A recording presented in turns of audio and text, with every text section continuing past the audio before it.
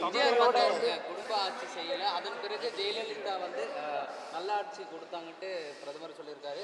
இவங்க இவங்க ரெண்டு பேரையும் வச்சு திமுக வந்து நாடகம் நடத்துறது அப்படின்னு சொல்லியிருக்காரு. எம்ஜிஆரை பற்றி நாங்கள் எதுவுமே, எம்ஜிஆர் அண்ணா வழியிலே வந்தவர். அவர் கட்சியிலே கூட அண்ணா பெயரை வைத்தார். அந்த அண்ணாவின் வழியிலே, கலைஞரின் வழியிலே தான் இன்றைய ஆட்சி நடைபெற்று கொண்டிருக்கிறது.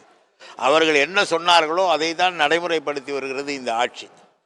தமிழின் உயர்வு, தமிழ் மக்களின் நலன், கல்விக்கு முக்கியத்துவம், அனைவரும் படிக்க வேண்டும் என்ற எண்ணம், இதையெல்லாம் தான் அவர்கள் சொல்லிக் கொடுத்தது, அண்ணா அவர்கள் சொல்லிக் கொடுத்தது. அதுதான் எம்ஜிஆர் சொன்னார். எம்ஜிஆரை நாங்கள் அரசியல் ரீதியாக அவர் இருந்த காலத்தில் எதிரியாக பார்த்திருக்கலாம். இருந்தாலும் ஏறத்தாழ 20 ஆண்டுகளுக்கு மேல் அவர் திராவிட முன்னேற்ற கழகத்தில் உறுப்பினராக திராவிட முன்னேற்ற கழகத்தின் கொள்கைகளை, அண்ணாவின் கொள்கைகளை பிரச்சாரம் செய்து வந்தார். தலைவர் கலைஞரோடு நெருங்கிய நட்பில் இருந்து வந்தார். சில கருத்து வேறுமைகளால் பிரிந்திருக்கலாம். மற்றபடி எம்ஜிஆருக்கு எதிராக நாங்கள் ஒன்றும் செய்யவும் இல்லை, பேசவும் இல்லை. இன்றையோட இந்த தேர்தல் வாக்குறுதி தயாரிக்கக்கூடிய அந்த குழு நிறைவேற்றத்துக்கு என்ன மாதிரியான முக்கியத்துவம் கொடுக்கப்படுது? எந்த பிரதானமாக வந்திருக்கு கோரிக்கை? இங்கே பரவலாக விற்பனை வரி ஜிஎஸ்டியில் வந்து ஒன்றிய அரசு சில நடவடிக்கைகள், தவறான நடவடிக்கைகள். ஒரு பொருள் 45 நாட்களுக்கு விற்பனையாகவில்லை என்றால் அதை ஏன் விற்பனையாகவில்லை என்று யோசிக்காமல் அந்த பொருளுக்கு அவர்கள் ஜிஎஸ்டி வரி விதிக்கிறார்கள் என்பது போன்ற குற்றச்சாட்டுகள். விற்பனையாகாத பொருளுக்கு எப்படி வரி கொடுக்க முடியும்? அது போன்ற பல பிரச்சனைகளை எடுத்து சொன்னார்கள். இது குறித்து நாங்கள் நாடாளுமன்றத்தில் தேர்தல் அறிக்கையிலே வைத்து நாடாளுமன்றத்திற்கு எடுத்து செல்வோம். அதிகமாக பேசப்படும் கட்சி பாஜகவா இருக்கும் மோடி. கட்டாயமாக இவ்வளவு மோசமான ஆட்சியை யாரும் நடத்தக்கூடாது என்று எல்லோரும் பேசக்கூடிய ஒரு கட்சியாக இருக்கும். தேர்தல் சமயத்தில் பிரதமர் மோடி தமிழக வருகை வந்து இந்த தேர்தலில் ஏதாவது இப்போ எதிரொலிக்கும்னு நினைக்கிறீங்களா? தொடர்ச்சியாக கடந்த ஆண்டுகளில் 2-3 வாட்டி அவர் வந்துட்டு போயிருக்கார் தமிழகத்திற்கு. அதாவது மோடி என்பவர் தேர்தல் நேரத்தில் ஒரு பொய்யை சொல்வார். ஒரு உதாரணம் சொல்கிறேன். 2019ஆம் ஆண்டு தேர்தல் அறிக்கையில், தேர்தல் நேரத்தில் அவர் என்ன சொன்னார் என்றால், காங்கிரஸ் அரசு MS சாமிநாதன் குழு அறிக்கையை பரிசீலனை செய்யாமல் கிடப்பில் தூக்கி போட்டது. நாங்கள் அதை முழுமையாக நடைமுறைப்படுத்துவோம்.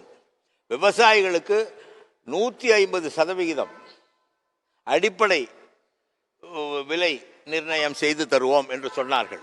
இன்றைக்கு விவசாயிகள் போராடி கொண்டிருக்கிறார்கள். அவர்கள் கேள்வி MSPயை பற்றி என்ன சொல்கிறீர்கள், அடிப்படை ஆதார விலையை பற்றி என்ன சொல்கிறீர்கள் என்பதுதான் கேள்வி. முழங்கினார் மோடி. காங்கிரஸ் விவசாயிகளை வஞ்சிக்கிறது, நாங்கள் இதை செய்வோம் என்று சொன்னார். அவர்கள் இன்னும் அவர்களுடைய ஒற்றை கேள்வி, இந்த 3 சட்டங்களை திரும்ப பெற்றுக்கொண்ட பிறகு அவர்களுடைய ஒற்றை கேள்வி, அடிப்படை ஆதார விலையை பற்றி இந்த அரசாங்கம் என்ன சொல்கிறது என்று வாய் மூடி மௌனமாக இருக்கிறார். அப்படி என்றால் அவர் தேர்தல் நேரத்தில் அவர் சொன்ன பொய்களிலே மிகப்பெரிய பொய்யாக, இந்திய விவசாயிகளை வஞ்சிக்கும் பொய்யாக நான் பார்க்கிறேன். தொடர்ந்து அவர் பேசும்போது ஒன்றை சொல்வார், பேசி முடித்த பிறகு அவருடைய நடவடிக்கை வேற. 7.25 லட்சம் கோடி ரூபாய்க்கு பதில் சொல்லட்டும். 1.25 லட்சம் கோடி ரூபாய் வருவாய் இழப்பு என்று CAG அறிக்கையிலே சொன்னப்பட்ட போது ஊழல் என்று சொன்னார்கள், 2G ஊழல் என்று சொன்னார்கள்.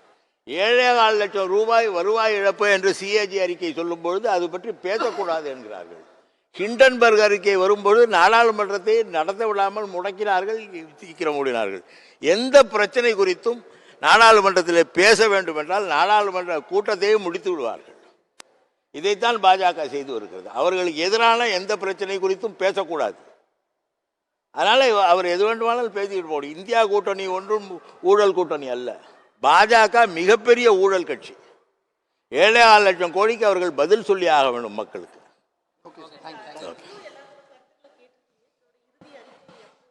இன்னும் சில நாட்களில், இப்பொழுது அறிக்கைகள் இன்னும் 2 ஒரு 4-5 மாவட்டங்கள் இருக்கின்றன. அங்கிருந்து கருத்துக்களையும் பெற்றுக்கொண்டு ஒரு வாரம் குழு உறுப்பினர்கள் அமர்ந்து இறுதி அறிக்கையை நிறைவு செய்யும். ஓகே.